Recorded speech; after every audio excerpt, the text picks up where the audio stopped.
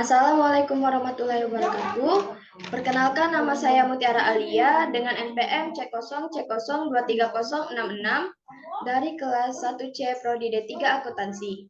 Video ini saya buat untuk memenuhi tugas pengantar akuntansi dengan dosen pengampu Bapak Madani Hatta, SE, MSI, AK, CA.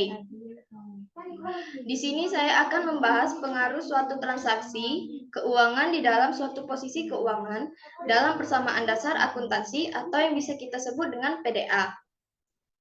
Baiklah, di sini saya sudah menyiapkan sebuah ilustrasi transaksi pada perusahaan jasa yang bergerak di bidang eyelash.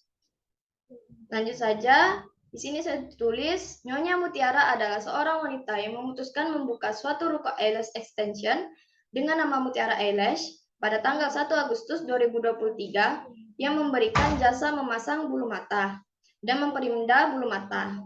Mutiara Eyelash ini berada di Jalan Mejen, Suprapto, Kota Bengkulu. Berikut adalah transaksi-transaksi yang terjadi yang berhubungan dengan Mutiara Eyelash selama bulan Agustus 2023. Pada tanggal 1 Agustus, Nyonya Mutiara menginvestasikan uangnya sebesar 50 juta untuk membuka Mutiara Eyelash Extension. Pada tanggal 5, Nyonya Mutiara menyewa ruko 1 lantai di Jalan Mejen Suprapto dengan membayar sewa untuk 1 tahun ke depan seharga 25 juta, terhitung sejak tanggal 2 Agustus 2023. Dan pada tanggal 9, Nyonya Mutiara membeli berbagai peralatan senilai 4 juta dibayar dengan cara kredit. Nyonya Mutiara pada tanggal 12, Nyonya Mutiara membeli perlengkapan senilai 5 juta dan dibayar dengan cara tunai.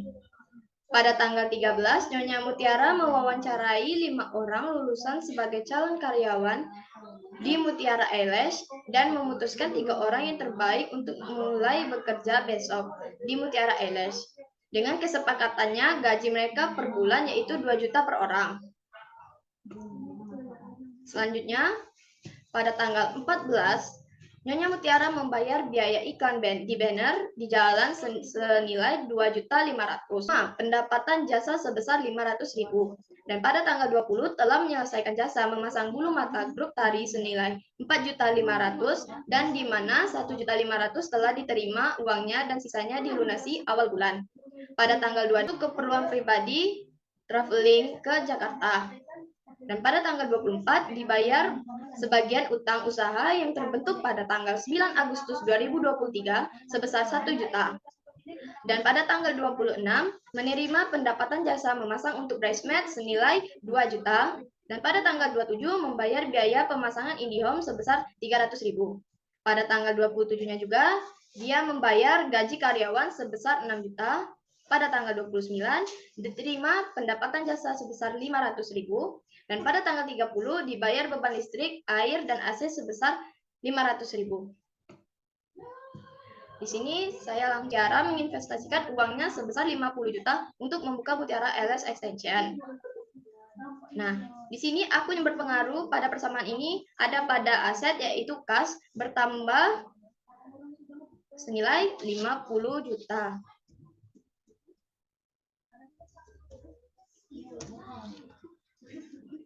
Dan pada akun kedua yang berpengaruh yaitu masuk ke modal pemilik bertambah juga senilai 50 juta.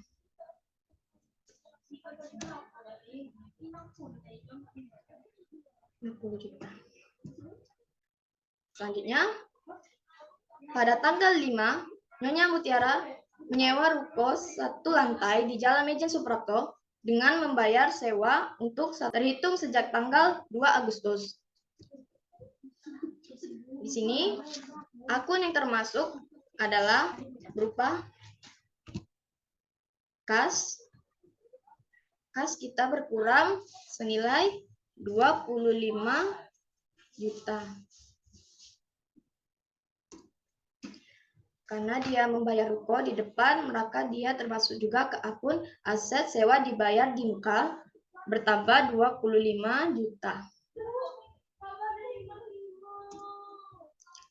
Selanjutnya, masuk ke ilustrasi ketiga, yaitu pada tanggal 9, Nyonya Mutiara membeli berbagai peralatan senilai 4 juta dibayar dengan cara kredit. Tiara membeli peralatan senilai 4 juta. Jadi dia masuk ke akun yang peralatan bertambah sebanyak 4 juta. Karena dia tadi membelinya dengan secara kredit dan ini, maka dia juga termasuk ke akun utang usaha. Jadi di utang usaha bertambah senilai 4 juta. Selanjutnya, Nyonya Mutiara membeli perlengkapan senilai 5 juta dibayar dengan cara tunai. Nah, Nyonya Mutiara membeli dengan cara tunai, maka di uang pada akun kas berkurang senilai 5 juta. 5 juta dan pada akun perlengkapan bertambah senilai 5 juta.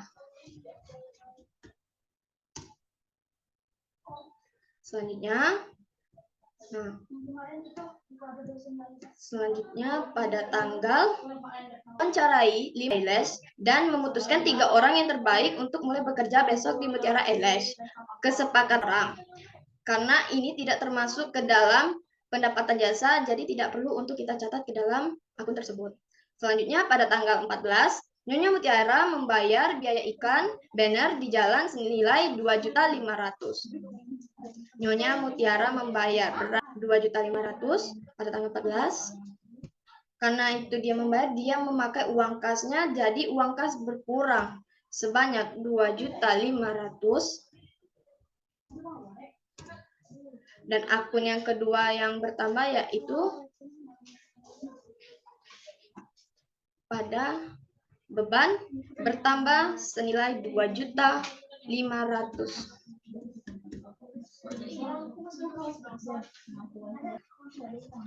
Selanjutnya juga pada tanggal 18 diterima pendapatan, karena dia diterima pendapatan jasa pada akun kasnya ini bertambah senilai 500.000. Pada akun kas bertambah 500.000 dan ke dalam tersebut adalah pendapatan. Jadi dia termasuk ke dalam akun yang kedua itu pendapatan. Banyak 500.000. Selanjutnya, 10 Agustus telah menyelesaikan jasa memasang bulu mata dan di mana 1.500.000 telah diterima uangnya dan sisanya dilunasi awal bulan. Di sini dia termasuk ke dalam akun kas karena dia tadi pendapatannya yang didapatkan di awal itu 1.500.000, maka dia taruh di kasnya senilai 1.500.000.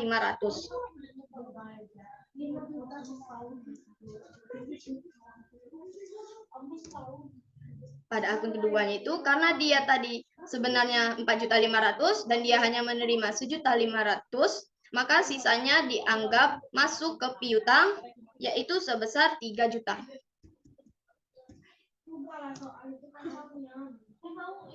Dan akun selanjutnya yang bisa dimasuki yaitu dia masuk ke akun pendapatan. Seharga yang dia dapati yaitu 4.500.000.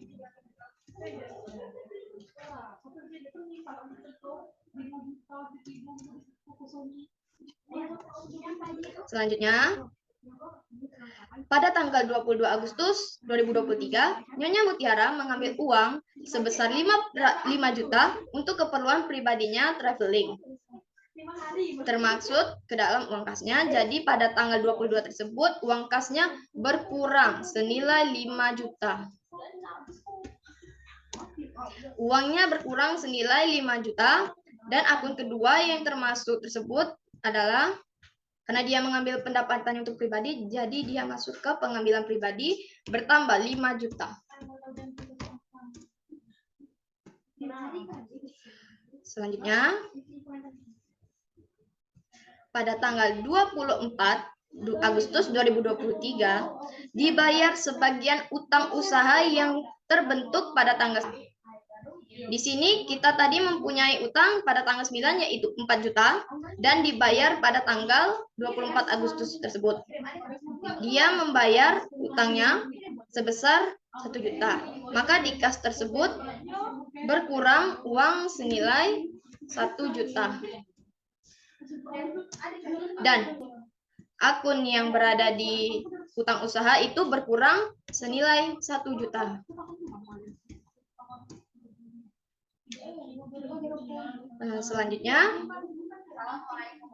Selanjutnya kita pada tanggal 20 pendapatan jasa memasang untuk bridesmaid senilai 2 juta. Jadi dia memasang bulu mata senilai 2 juta dan termasuk ke dalam akun kas. Jadi akun kas bertambah sebanyak 2 juta. Dan akun yang kedua yaitu dia termasuk ke dalam bertambah juga senilai 2 juta.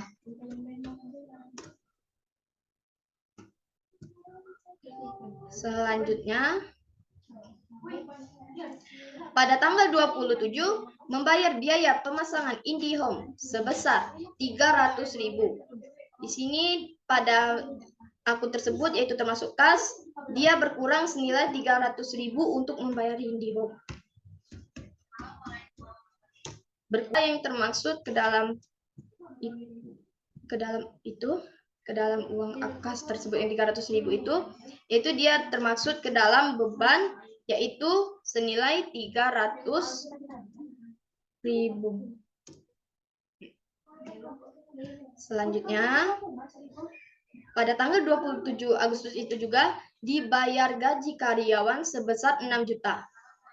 Jadi, akun yang termasuk itu juga termasuk kas. Kas mengeluarkan uang senilai 6 juta untuk membayar karyawan. Karena karyawan tersebut sudah mengeluarkan jasa, jadi dia termasuk ke dalam beban. Di beban dia termasuk senilai 6 juta.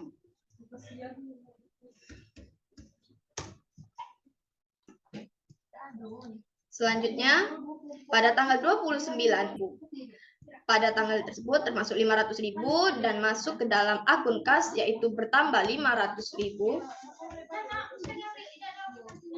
Terus selanjutnya dia juga termasuk ke dalam akun keduanya yaitu termasuk ke dalam pendapatan.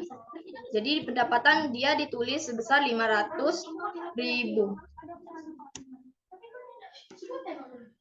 Dan terakhir, dia masuk pada tanggal 3 listrik, air, dan AC sebesar 500.000.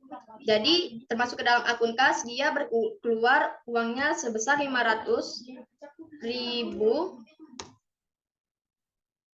dan tercatat pada akun kedua yaitu beban bertambah sebanyak 500.000.